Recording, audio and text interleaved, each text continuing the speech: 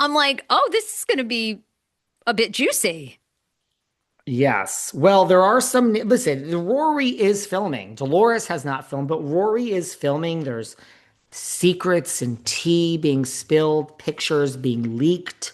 Yeah, you're right. There's alleged ties to organized crime. God, what's the woman's Yeah, name? there's a couple of names here. Well, first of all, there's this Rosie Woods Damare, and there's pictures of her having a lunch with Elizabeth McGraw. She is the Dolores lookalike. There's a Kelsey Swanson who was also filming these pictures. I think, is it Demonte? Is this the one? A I thought it was like a Damare? Gia or a Geo, or maybe Geo is okay. Here we go. Hold on. It's Elizabeth. No, you're right. It's It's Elizabeth. Elizabeth McGraw. You're right. You're right. So Bravo's housewife for Rhode Island, Elizabeth McGraw, has close ties to accused drug dealer. Hmm. Okay, so obviously this is alleged. Let me go look up the Hmm. exact story, what his name is and what he's accused of. Look up what he's accused of. I think his name is something Demonte or Gomante, Dino Gilante. And he was, while I tell this, look up the name. He was charged in dealing drugs. And, the feds apparently allegedly were looking into him for organized crime and something about cannabis. Like her and her husband are big in the cannabis business in Rhode Island. And apparently, they found Dino's cell phone and Dino called, and maybe he just wanted to get high. But Very apparently, this guy called them 400 times a month. And the only person he called more than that was like some other family member. So this guy Dino is being looked into allegedly by the FBI, and the most calls in his phone are Elizabeth McGraw and her husband. She is a new Real Housewife of Rhode Island. Apparently, they're in the cannabis business. He called them on average 13 times a day. What in the hell? 400 times a month. Yep. What in the hell could you possibly have to say to someone? Who answers? Do they answer? Dino, is that his name? Is that the guy's Dino. name? Dino. Yeah, Yep. you're right. Dino Belmonte. Gilmonte. Mm-hmm. Felony charges, all the things you said. So it Mm-hmm. sounds like they're not dating, it's a friend. Friend, but very. Why are you calling 400 times? And they're saying new cast member has alleged ties to organized crime. Well, I'll call my friend Renee Graziano. We'll get her back on here to talk about the current state of the mob. We used to Yeah, where have are they at? We used to have a scumbag on this podcast on a regular basis who claimed that they were the big boys, but we know that that was all bullshit. But Renee's the real deal, so we'll get Renee back on. We had Jen Graziano on. Look, I Your think. former guests used to say that they were like the mob. They were like connected. Oh, please, yeah. I miss that Whew. part. Those are the people you could blow over with one blow of the breath, my friend.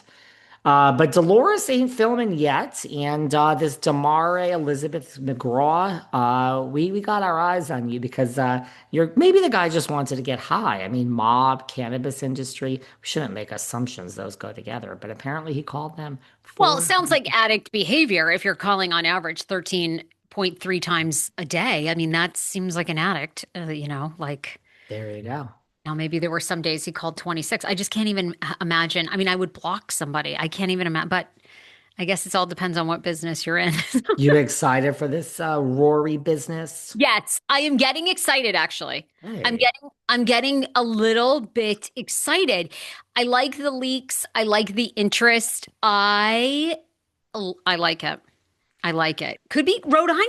Rhode Island could be one of those sleeper places where you sleeper. do have like the mob and kind of like Franklin Lakes, New Jersey. Mm. Franklin Lakes, New Jersey, where Housewives is filmed, is a fascinating city. It was kind of an old school mob, hub. Um, they've always had money there. Like, and also the women are like a little bit classy, a little bit trashy. So Rhode Island may have. You're not giving. Listen, I'm more excited about that than the new season at the moment of Potomac. Ain't nothing. Doesn't seem like nothing's happening.